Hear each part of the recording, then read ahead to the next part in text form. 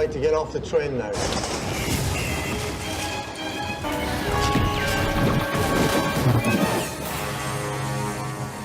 कहानी की शुरुआत लंदन शहर से जा रही आज की आखिरी ट्रेन से होती है, जिसमें कि लोगों को अनाउंस किया जा रहा था कि ये आखिरी ट्रेन है और सभी पैसेंजर्स अपने टिकट्स के साथ तैयार रहें। अब इन्हीं पैसेंजर्स में से एक डॉक्टर लुइस भी था, जो कि अपने बेटे मैक्स के साथ घर जा रहा है। दरअसल लुइस एक सिंगल पेरेंट है और अपनी पत्नी की मौत के बाद उसे अपने बेटे मैक्स का अकेले ही ध्यान रखना पड़ता है। इसलिए ही आज दिन भर हॉस्पिटल में अपनी ड्यूटी करने के बावजूद उसे अपने बेटे को अपने पेरेंट्स के घर छोड़कर आना पड़ रहा है। मगर उन्हें अभी अंदाजा तक न था कि उनकी ये आखिरी ट्रेन राइड कितनी ज्यादा खतरनाक होने वाली है। अब मैक्स कुछ ज्यादा ही शरारती है, सो लुइस उसे शांत रहने को कह रहा था ताकि बाकी के पैसेंजर्स परेशान ना हो। कि तभी उसके पास उसके हॉस्पिटल से कॉल आता है कि अचानक से एक बड़ा एक्सीडेंट होने से उसे फिर से ड्यूटी पर वापस आना होगा। अब फोन पर बातें करते हुए लुइस नोटिस करता है कि अंदर उसका बेटा मैक्स एक सैरा नाम की औरत से बातें कर रहा है और अब खेलते हुए मैक्स ने गलती से सैरा के ऊपर कॉफी गिरा दी थी। लुइस जल्दी से अंदर जाकर सैरा से माफी मांगता है और वो उसके खराब हुए कोट के लिए ड्राई क्लीनिंग के चार्जेस भी देने को तैयार था। हालांकि सैरा इसके लिए मना कर देती है और कहती है कि इसमें मैक्स की कोई गलती नहीं, उसे ही पहले ध्यान देना चाहिए था। यहाँ से दोनों में बातचीत शुरू हो जाती है और लुइस सैरा के बारे में जान पाता है कि वो एक इवेंट मैनेजर है, जिसका भी कुछ ही समय पहले उसके पति से डिवोर्स हो गया क्योंकि वो अपनी सेक्रेटरी के साथ अफेयर कर रहा था। अब सैरा के पास एक फोन के आने पर लुइस भी न्यूज़पेपर पढ़ने लगता है। मैक्स हालांकि बोर हो रहा था, सो वो पीछे एक जैन नाम के आदमी की ओर देखता है, जो कि शुरू में तो उसे एक मैजिक ट्रिक दिखा रहा था, मगर बाद में मैक्स उसके हाव भावों को देख डर जाता है। अब तक टीसी भी टिकट चेक करने आ चुका था और जैन के हाथों में सिगरेट को देख वो उसे बाहर फेंकने को कहता है, जिस पर जैन सीधा सीधा उसे मना कर देता है। इससे पूरी ही ट्रेन में तमाशा भी बन गया था। सो सबको अपनी ओर घूरते देख जैन अब गुस्से में सिगरेट फेंक ट्रेन के पिछले वाले हिस्से में चला जाता है। वही अब मैक्स भी बहुत ज्यादा शरारत कर रहा था और वो साथ वाले दरवाजे से नीचे गिरते हुए भी बचता है। सो लुइस को उसे डांट कर बैठाना पड़ रहा था। अब ट्रेन आगे बढ़ना जारी रहती है और हर गुजरते स्टेशन के साथ ट्रेन से पैसेंजर्स घटते ही जा रहे थे। इन्हीं एक स्टेशन में से लुइस को एक अजीब सा आदमी भी चढ़ते हुए दिखाई देता है, जो कि अपने साथ एक हेलमेट लिए हुए था और वो सरप्राइजिंगली सीधा ट्रेन के मेन कंट्रोल रूम की ओर घुस जाता है। हालांकि लुइस इस पर ज्यादा ध्यान नहीं देता और चूंकि उसका स्टेशन भी बहुत बाद में था, तो अब मैक्स के सोने के बाद लुइस भी सो ही गया था। जहां ट्रेन में वैसे ही बहुत कम पैसेंजर्स बचे थे, सो कोई ध्यान नहीं देता कि वो हेलमेट वाला आदमी अब ट्रेन के टीसी पर ही हमला कर रहा है।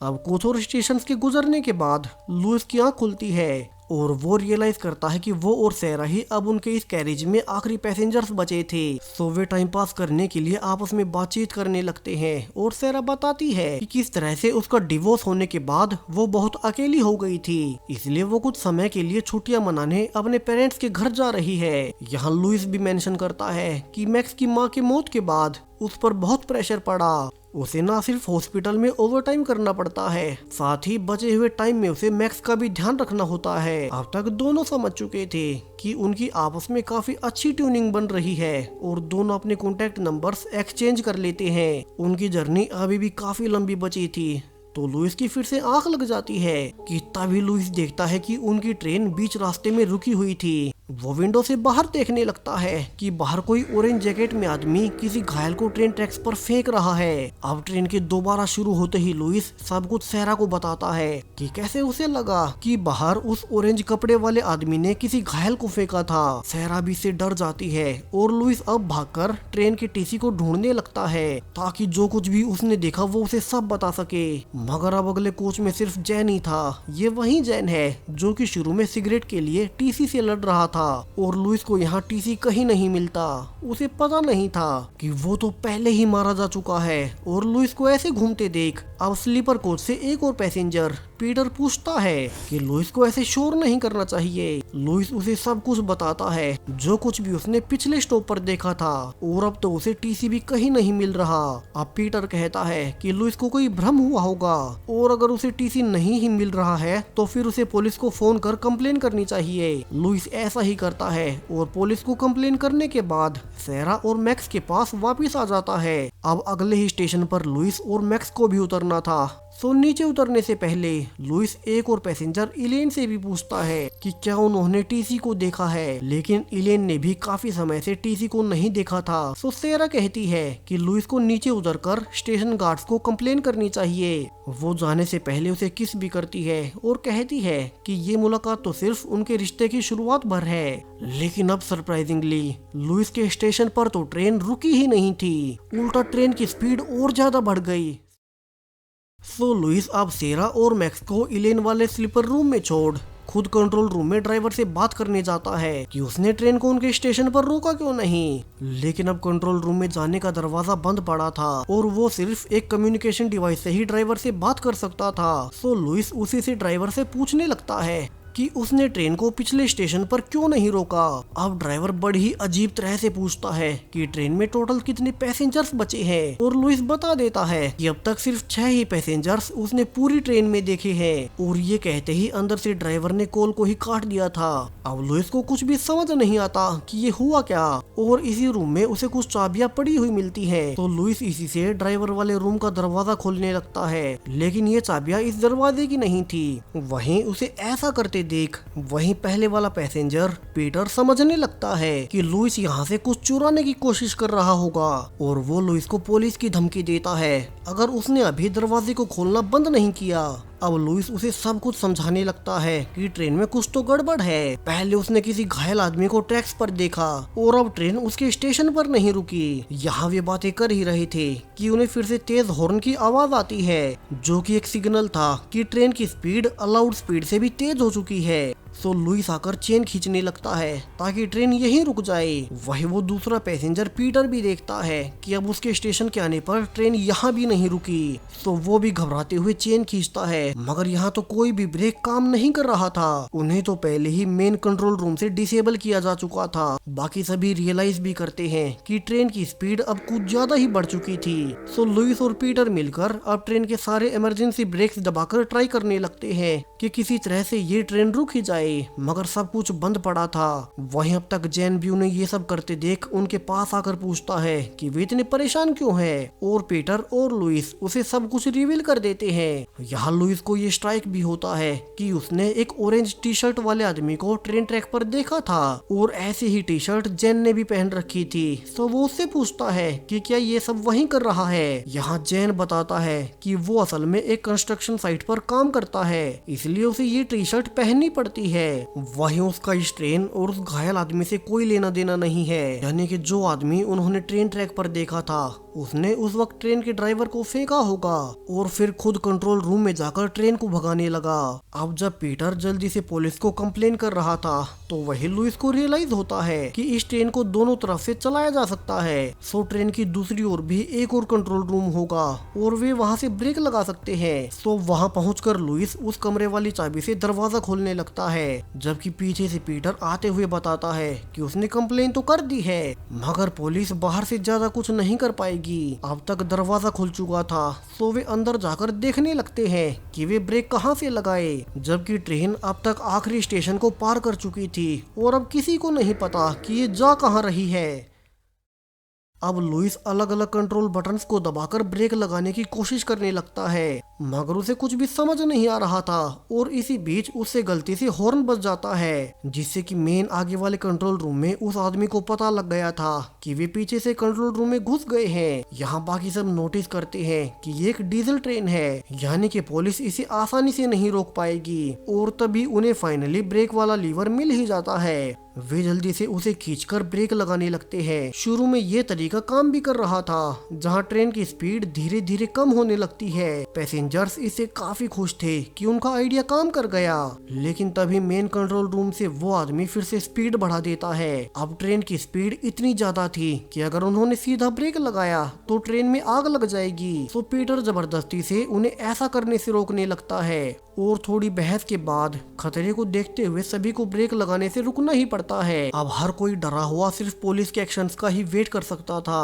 ताकि वे किसी तरह से ट्रेन को रोककर उन्हें बाहर निकाल ले। यहाँ एलियन को स्ट्राइक होता है कि जल्द ही ट्रेन एक मैनुअल क्रॉसिंग वाले रोड से निकलेगी और पीटर ने पहले ही पुलिस को कंप्लेंट भी कर दी है। सो पुलिस उस मैनुअल क्रॉसिंग पर ट्रेन को रोकने की कोशिश करेगी। पीटर फिर से पुलिस को कॉल कर सब बताता है कि वे जल्द ही एक मैनुअल क्रॉसिंग को पार करने वाले हैं, तो वे ट्रेन को रोक ले। सभी पैसेंजर्स अब अपनी सीट पर आकर जोर से उसे पकड़ लेते हैं और उम्मीद करते हैं कि पुलिस इस क्रॉसिंग पर कुछ न कुछ जरूर से करे, लेकिन यहाँ तो पुलिस पहुंची तक नहीं थी। इसके अलावा ट्रेन एक गाड़ी से टकराते हुए बहुत तेजी से आगे निकल जाती है। सभी पैसेंजर समझ चुके थे कि अब बहुत बड़ी गड़बड़ हो चुकी है। पुलिस जो कि लेट क्रॉसिंग पर पहुंची थी, अब वे ट्रेन की साइड से उसका पीछा करने लगते हैं। तो वहीं इस टक्कर के बाद एलियन की हालत खराब होती जा रही थी। डॉक्टर लुइस जान जाता है कि उसे हार्ट अटैक आया है। वो उसे बचाने की अपनी ओर से पूरी कोशिश करता है मगर बचा नहीं पाता और एलियन दम तोड़ ही देती है। हर कोई इससे दुखी तो था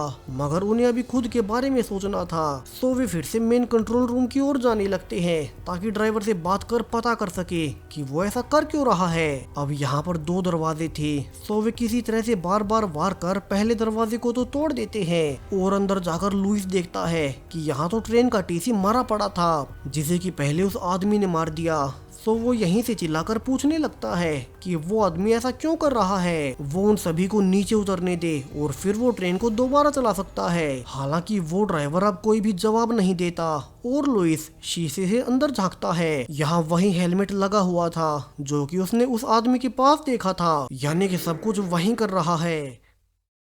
अब लुइस के लगातार रिक्वेस्ट करने के बावजूद वो आदमी उसे कोई जवाब नहीं देता। सो गुस्से में लुइस अब शीशा तोड़ने की कोशिश करने लगता है ताकि अंदर जाकर उस आदमी को रोक सके, लेकिन कई देर वार करने के बावजूद ये शीशा नहीं टूटता और लुइस समझ चुका था कि ये आदमी किसी की भी नहीं सुनने वाला, ना ही ये उन्हें नीचे उतरने देगा। सो जैन कहता है कि उन्हें वापिस से पीछे सबके पास जाकर कुछ और सोचना चाहिए। अब अंदर आकर पीटर रिवील करता है कि पुलिस का भी उसके पास फोन आया।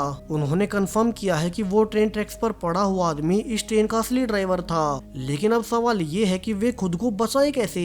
ना तो ब्रेक्स काम ही कर रहे हैं और ना ही पुलिस बाहर से इस ट्रेन को रोकने के लिए कुछ कर पा रही थी। अब पीटर बताता है कि उसे ऐसा ही एक और इंसिडेंट याद आ रहा है जो कि 30 साल पहले हुआ था, जब एक ट्रेन स्टेशन पर आकर धीमी होने के बजाय और ज्यादा तेज हो गई और सीधा मेन बिल्डिंग में जाकर टकरा गई। तब ट्रेन में सवार ड्राइवर और सभी 40 पैसेंजर्स वही मारे गए थे।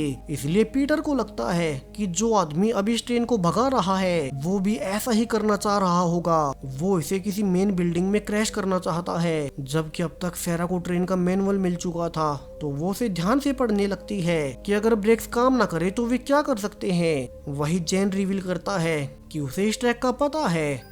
इस ट्रेन ट्रैक को खत्म होने में अब सिर्फ 20 ही मिनट बचे हैं, तो उन्हें 20 मिनट से पहले कुछ करना होगा। वो आइडिया भी देता है कि क्यों ना वे मेन कंट्रोल रूम के बाहर आग लगा दे, फिर उस आदमी को बाहर आना ही पड़ेगा। लेकिन पीटर कहता है कि ये आइडिया बहुत गलत है, इससे तो ये तेज स्पीड में चलती हुई ट्रेन पटरी से नीचे उतर जाएगी और वे फिर भी मारे जाएंगे। इसके अलावा वहाँ डीजल टैंक भी लगे हैं, तो उससे साथ में एक बड़ा धमाका भी होगा। अब सहरा को इसी बीच आइडिया आता है कि क्यों ना वे इस ट्रेन के अलग अलग डिब्बों को ही खोल दे और वे आगे वाले इंजन से जुड़े मेन पार्ट को अलग कर देंगे। अब ये आइडिया काम का था, तो वे जल्दी से देखने लगते हैं कि वे ऐसा कैसे कर पाएंगे। लेकिन ऐसा करने के लिए उन्हें ट्रेन से बाहर निकल कर जाना होगा, अंदर से वे लॉक्स को नहीं खोल सकते थे। हालांकि पीटर सुझाव भी देता है कि उन्हें अभी ऐसा नहीं करना चाहिए, अभी ट्रेन की स्पीड कुछ ज्यादा ही तेज है, तो वे इसमें बाहर नहीं निकल पाएंगे।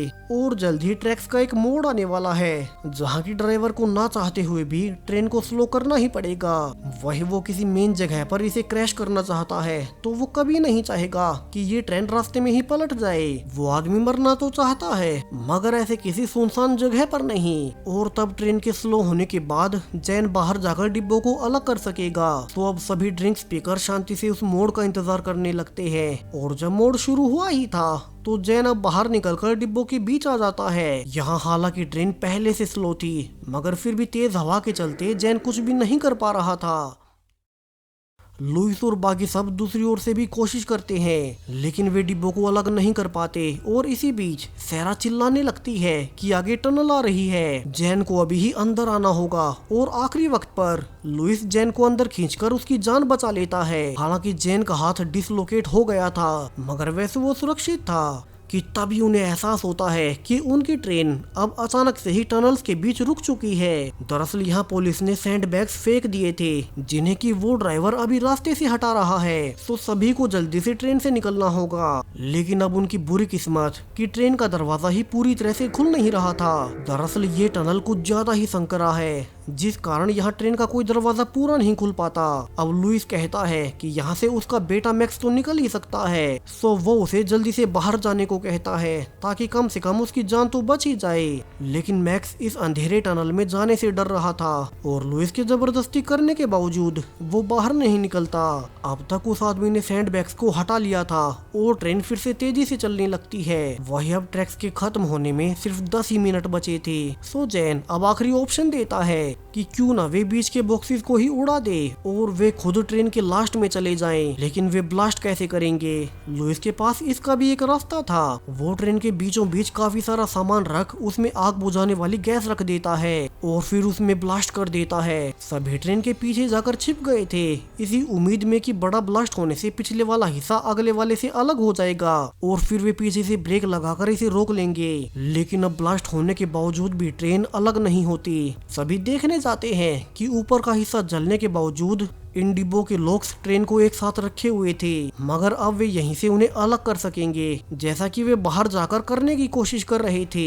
अब ब्लास्ट की वजह से यहाँ सब कुछ काफी गर्म था, मगर फिर भी पीटर और लुइस मिलकर किसी तरह से लॉक्स को खोल ही देते हैं। और इसी बीच बैलेंस बिगड़ने से पीटर उसी गैप में गिर जाता है और वो वहीं मारा गया था। वहीं पीछे से जैन और सैरा पीछे वाले कंट्रोल रूम में जाकर ब्रेक्स लगा रहे थे ताकि ये पीछे वाला हिस्सा रुक जाए, जबकि आगे वाला हिस्सा अलग होने से अब दोनों हिस्सों में आग लग गई थी और लुइस आग से भागता हुआ पीछे आने लगता है, जबकि आगे वाले हिस्से में वो आदमी जो कि ट्रेन को क्रैश करवाना चाहता था, अब वो डीजल इंजन में ब्लास्ट होने से वही मारा जाता है। अब कुछ देर बाद लुइस की आंखें खुलती है जहाँ सैरा उसके पास बैठी थी। उन्होंने किसी तरह से खुद को बचा ही लिया। साथ ही मैक्स और जैन भी सुरक्षित थे, मगर इलेन और पीटर 2 पैसेंजर्स मारे गए। अब तक पुलिस और एम्बुलेंस भी वहां पहुंच रही थी और सैरा लुइस से प्रॉमिस करती है कि आगे से उसके बेटे मैक्स को अकेले रहने की जरूरत नहीं पड़ेगी, क्योंकि वो उसकी माँ बनने को तैयार है। अब पूरी ही मूवी में उस मिस्टीरियस आदमी के बारे में कुछ नहीं बताया गया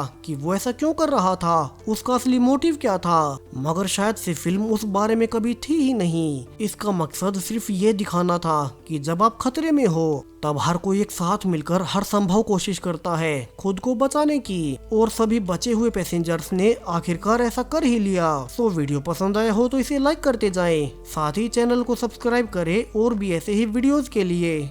थैंक यू।